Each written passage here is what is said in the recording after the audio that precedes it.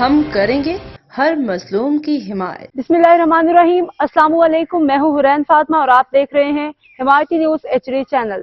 نظر ڈالتے ہیں آج کی اہم خبروں پر۔ کمالیہ میں بھی ستھرا پنجاب مہم کے سلسلے میں پارکوں کی تزئین آرائش کا کام شروع کر دیا گیا۔ اس سلسلے میں کمالیہ کے مختلف پارکوں میں پودوں کے کانٹ چھانٹ، دیواروں اور جھولوں کو رنگ و روغن کیا جا رہا ہے۔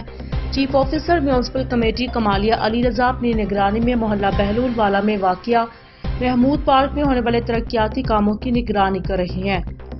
اس موقع پر SDO municipal committee Kamalia Muhammad Umar Nawaz Khan, سب انجینئر شیخ احسان یوسف، PRO بہادر علی نوناری کے ساتھ ساتھ نوجوان صحافی محمد شہباز راجپوت، حاجی غلام رسول بھٹی اور سید علی ضیاپی موجود تھے۔